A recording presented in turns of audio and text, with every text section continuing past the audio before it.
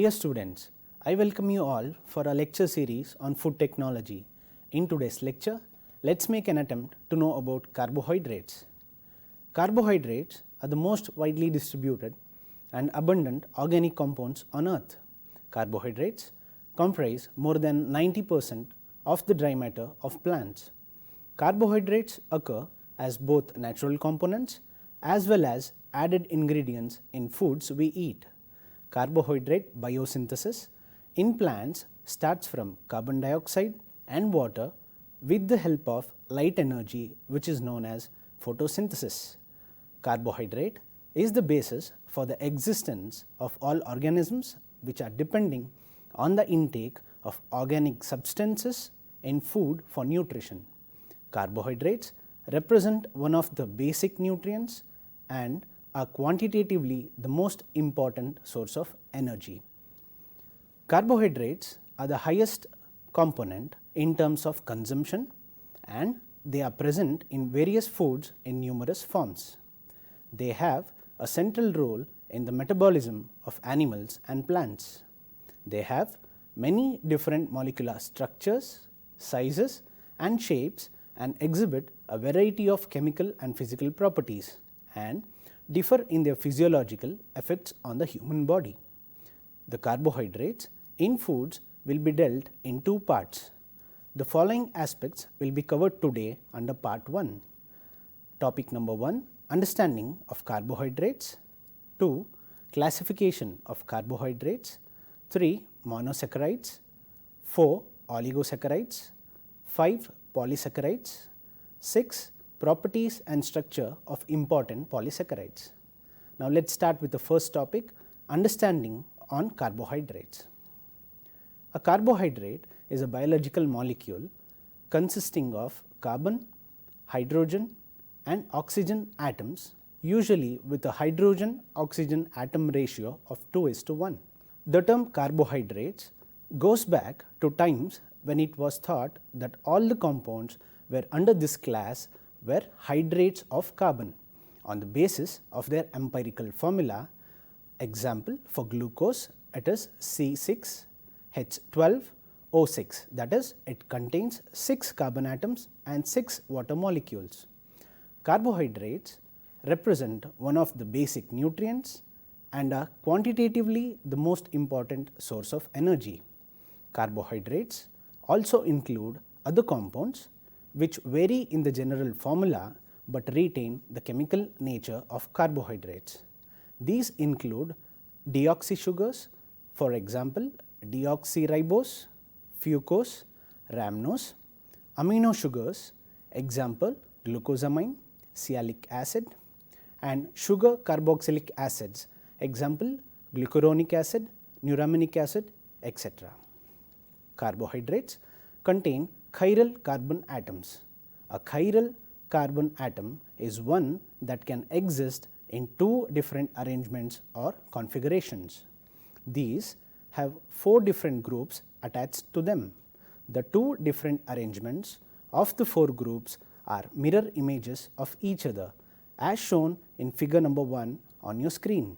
If you can observe, the image on the left is a mirror image which we see on the right.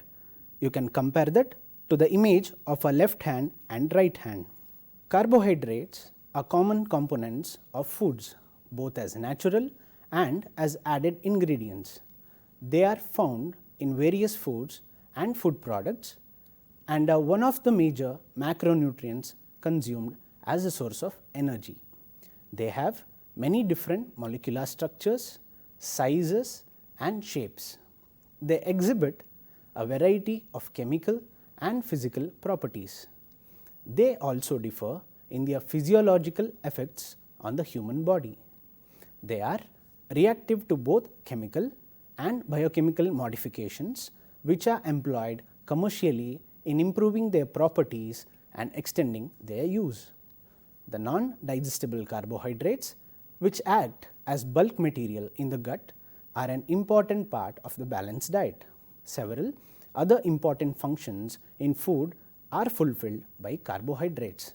For instance, they act as sweetening agents, gel or paste forming agents, thickening agents, stabilizers, and are also precursors for aroma and coloring substances. Carbohydrates perform numerous other roles in living organisms.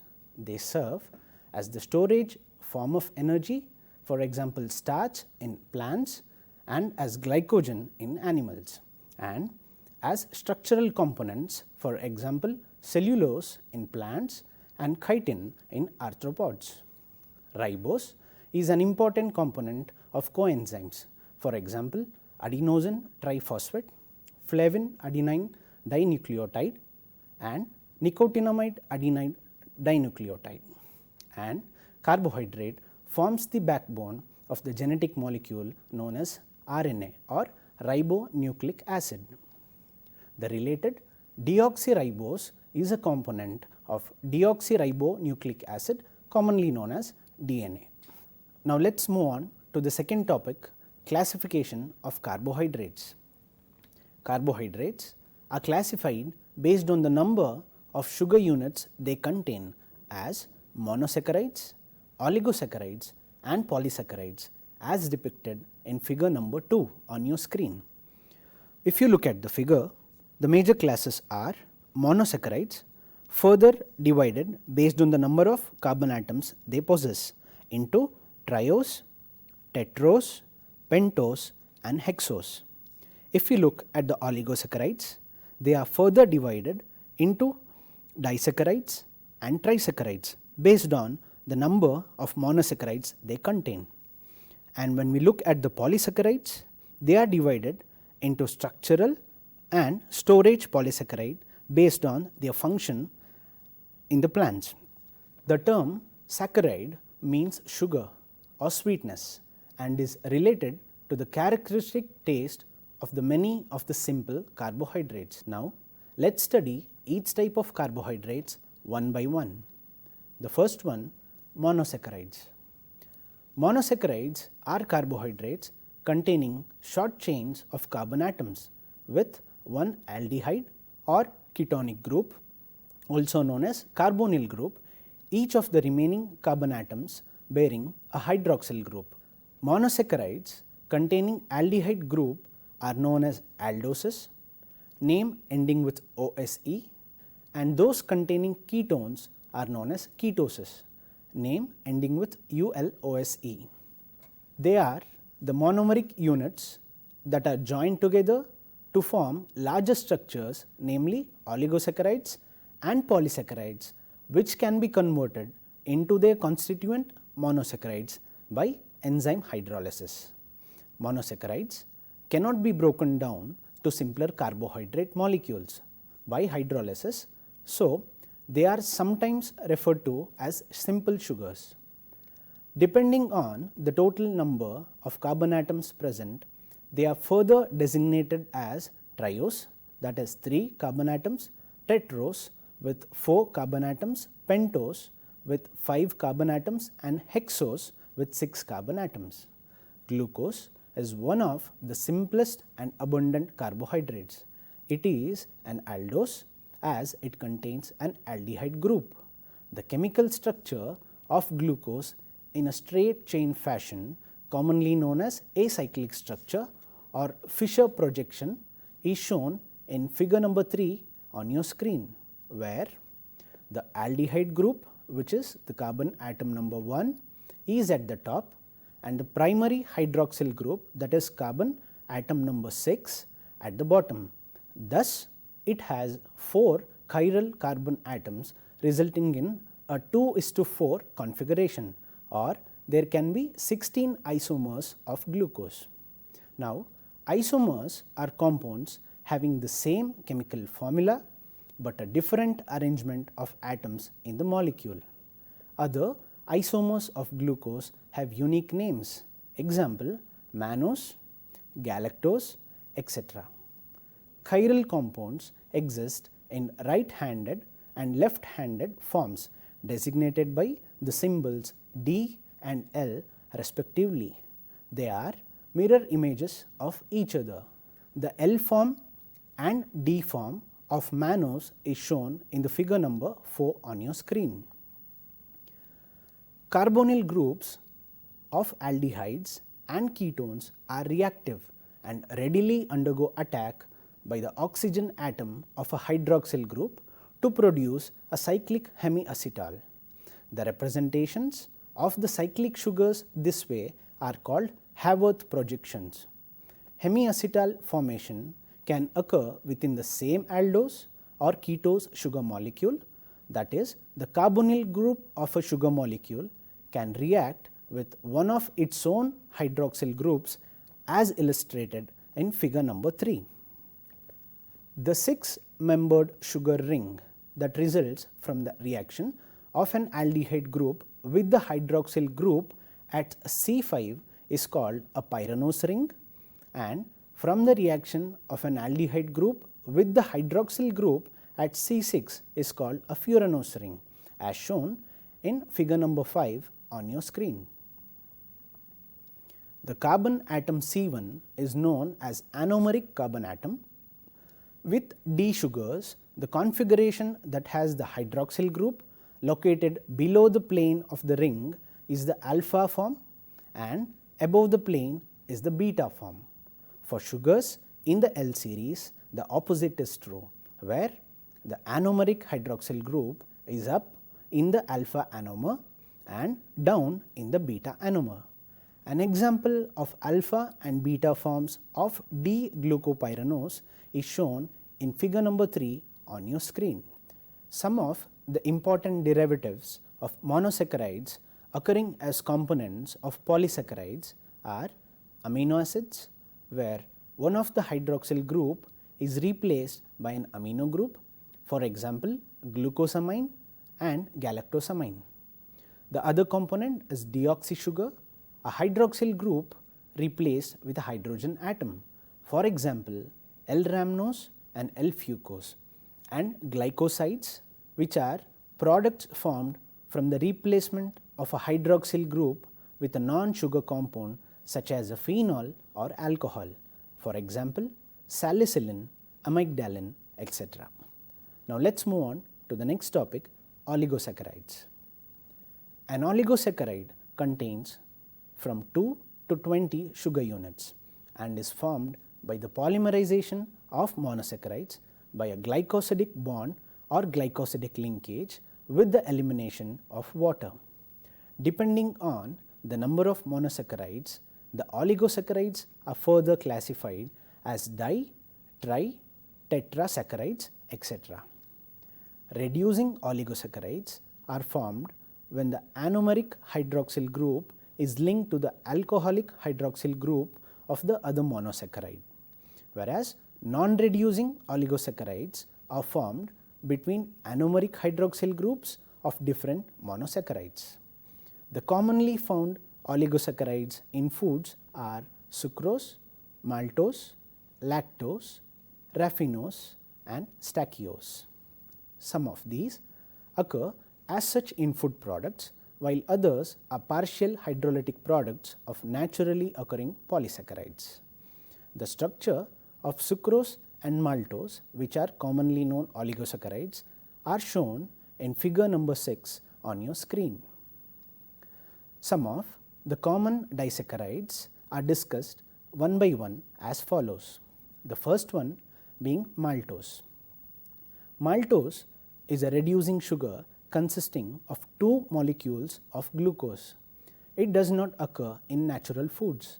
Maltose is produced by the hydrolysis of starch using the enzyme amylase on starch. Maltose is used sparingly as a mild sweetener in foods. And the next oligosaccharide is lactose. Lactose is a component of mammalian milk and is made up of glucose and galactose. Lactose is the primary carbohydrate source for developing mammals and is hydrolyzed by the enzyme lactase in the gut. Other lactose containing oligosaccharides are important as energy sources for growth of Lactobacillus bifidus, which grows in the human gut, and it is the predominant microorganism of the intestinal flora of breastfed infants. we will move on to the next important oligosaccharide, sucrose. Sucrose is made up of glucose and fructose. It is usually called simply sugar or table sugar. The sucrase enzyme in the human intestinal tract catalyzes hydrolysis of sucrose into D-glucose and D-fructose. The two principal sources of sucrose are sugarcane and sugar beets. Sucrose is used in bakery products and various other commercial food products. And the next oligosaccharide of interest is raffinose. Raffinose is a trisaccharide composed of galactose, glucose and fructose. Stachyose is a tetrasaccharide consisting of 2 galactose units, 1 glucose unit and 1 fructose unit. They are not digested in the humans due to the lack of an enzyme alpha galactosidase. These occur naturally in numerous vegetables, for example, green beans, soya beans and other beans as well as whole grains. Now let us have a look at the function of these sugars in foods. Sugars have numerous other functions apart from their nutritive value. They function as humectants, which absorb moisture from air, texturizing agents, flavor producing agents and sweeteners. The hygroscopic nature of sugars and their mixtures are of use in food processing. Sugars such as maltose and lactose have limited uptake of water and are used in confections and bakery toppings. The non-enzymatic browning reactions are responsible for the color and flavor of foods such as dates, honey and chocolate. The distinctive flavors developed in coffee beans, groundnuts and cashew nuts are due to the browning reaction. Let us move on to the next topic, polysaccharides. Polysaccharides are high molecular weight substances composed of a large number of monosaccharide units combined to form a polymer. The number of monosaccharide units in a polysaccharide, which is termed as its degree of polymerization or dP, varies. Only a few polysaccharides have dPs less than 100, whereas most have dPs in the range of 200 to 3000. The larger ones such as cellulose have a dP of 7000 to 15,000. They consist of a primary chain and sometimes a branch chain. It is estimated that more than 90% of the carbohydrate mass in nature is in the form of polysaccharides. The general scientific term for polysaccharides is glycans. If they are composed of a single type of monosaccharide unit, they are called as homoglycans, and if they have more than 2 types, they are called heteroglycans. Now, glycans that can release only glucose on hydrolysis are known as glucans, xylose and xylans. Depending on the sugar released on hydrolysis, other homoglycans are called mannan, galactan, fructan, etc. Heteroglycans composed of 2 sugars are called galactomannan, glucomannan, arabinogalactan, etc. Polysaccharides commonly found in foods are starch, dextrins, glycogen, cellulose, hemicellulose and pectin.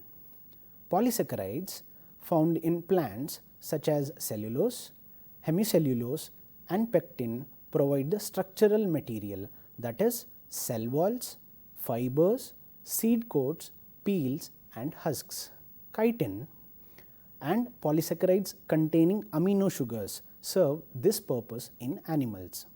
Now, structural polysaccharides are indigestible substances in humans, but are important for human health.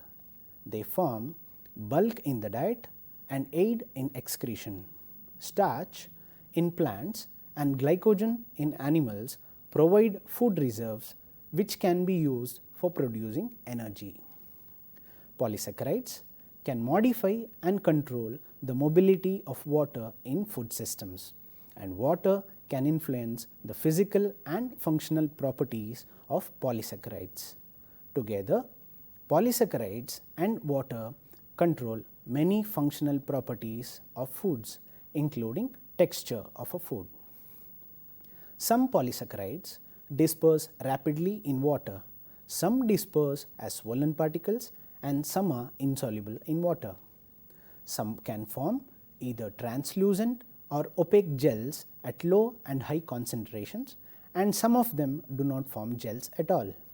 Such variations among polysaccharides are attributed to the nature of monosaccharide, type of chemical linkages, hydrogen bonding, and ionic interaction between the polymers. Now, let us see the properties and structure of important polysaccharides. The first polysaccharide of interest is starch. Starch is the predominant food reserve substance in plants seen in cereals, pulses, tubers, bulbs, and fruits in varying amounts, and provides 70 to 80% of the calories consumed by humans worldwide. Starch and starch hydrolysis products constitute most of the digestible carbohydrate in the human diet. Starch is mostly consumed in the form as available in foods and as refined starch, either natural or modified, which has an important role in food preparations. Starch contains only glucose residues. Starch granules are composed of a mixture of two polymers, a linear polysaccharide called amylose and a highly branched polysaccharide called amylopectin. Cereal starches contain usually 25% amylose and 75% amylopectin, whereas waxy starch, which is found in corn, has little amylose compared to cereal starches. Amylose consists of glucose units linked by alpha-1,4 linkages. The chain length of amylose varies and has a molecular weight of 1.1 to 1.9 million. Amylose is not truly water soluble but can form micelles. Amylopectin has a backbone of alpha-1,4 linkages, but in addition the molecule is branched through alpha-1,6 linkages to the extent of 4 to 5% with a molecular weight of 10 million. The structure of amylose and amylopectin is shown in figure number 7 on your screen. Starch occurs in granules inside the cells which remain intact during most types of processing, such as milling, separation, and purification of starch. These starch granules are a mixture of amylose and amylopectin arranged radially.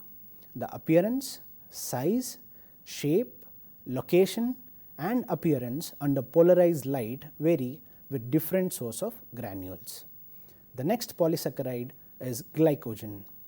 Glycogen is the storage polysaccharide in animals which is mainly present in liver. Glycogen is a branch chain polysaccharide resembling amylopectin but with more branching as shown in figure number 8 on your screen. The next polysaccharide is cellulose. Cellulose is the main constituent of plant cell walls and makes up to 25% of cell walls in higher plants. Cellulose, together with other polysaccharides, constitute the indigestible carbohydrates of plant foods, that is, vegetables, fruits, or cereals, and these are referred to as dietary fiber, which is of importance in gut health. Cellulose consists of long chains of glucose residues which are joined by 1,4 linkages which are in the beta configuration as shown in figure number 9 on your screen.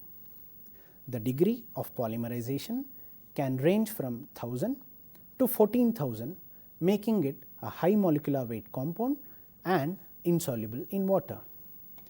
Modified celluloses such as microcrystalline cellulose, carboxymethyl cellulose, methyl cellulose are of use in food industries. The next polysaccharide of interest is hemicellulose. Hemicelluloses refer to substances which occupy the space between the cellulose fibers within the cell walls of plants. They are insoluble in water but soluble in alkali. Some of the hemicelluloses are composed of pentose and other contains hexuronic acids. Besides glucose, sugar monomers in hemicellulose can include xylose, mannose, galactose, rhamnose and arabinose. It also consists of shorter chains ranging from 500 to 3000 sugar units. The next polysaccharide of interest is pectin. Pectin is widely distributed in plants and is found in cell walls of terrestrial plants. Pectin is a mixture of galactose, arabinose and galacturonic acid at least 65%, and it is esterified in an alpha 1,4 chain as shown in figure number 11 on your screen. In pectins, the galacturonic groups are esterified with methanol. Protopectin is the water soluble parent of pectin occurring in plants. In fruits, during ripening, the protopectin decreases and soluble pectin increases. Pectin is capable of forming gels with sugar and acids. It is also produced commercially mainly by extraction from citrus fruits and is used in food as a gelling agent, particularly in jams and jellies. It is also used in fillings, medicines, sweets, as a stabilizer in fruit juices and milk drinks, and as a source of dietary fiber. The next important polysaccharides are gums. Gums are hydrophilic substances that give a viscous solution or dispersion when treated with hot or cold water. Most of the gums are polysaccharides, which include starches, pectins and some of their derivatives. Seed gums and seaweed gums are other naturally occurring gums. The commonly used gums are guar gum, which is obtained from common guar beans, and locust bean gum obtained from seeds of carob tree. These are polysaccharides of beta D mannose and alpha D galactose with branched units. They form highly viscous gels which are stable over a wide range of pH and temperature. The commonly used plant exudates are gum arabic from acacia, caraya and tragacanth. These are mixtures of heteroglycans containing D-galactose, L-arabinose, D-galacturonic acid, L-fucose and L-rhamnose. Gum arabic is more soluble in water, leading to the formation of low viscosity gels compared to other gums. Agar is a main extract from red and brown algae. It mainly comprises of beta D and alpha L galactan. The gel formed from agar is transparent and reversible upon heating and cooling. Carrageenan is a polysaccharide extracted from seaweeds and can form stable complexes with proteins and other gums. They are especially used in dairy products for improvement of the texture. Xanthan is a gum formed from the action of Xanthomonas campestris on D-glucose. Xanthans contain D-glucose, D-mannose and D-galacturonic acid. The structure of guar gum and xanthan gum are provided for reference in figure number 12 on your screen. Thus, we can conclude that carbohydrates in foods have a wide range of properties apart from their nutritive value being one of the 3 macronutrients in the diet. Carbohydrates are primarily composed of carbon, hydrogen and oxygen in the ratio of 1:2:1. They exist in many forms depending on the number and arrangement of sugar units into monosaccharides, oligosaccharides and polysaccharides. Each of these types of carbohydrates possess different characteristics which are of importance in food processing, some of which are formation of distinctive color and flavor compounds, gel formation and hygroscopic function. Thank you.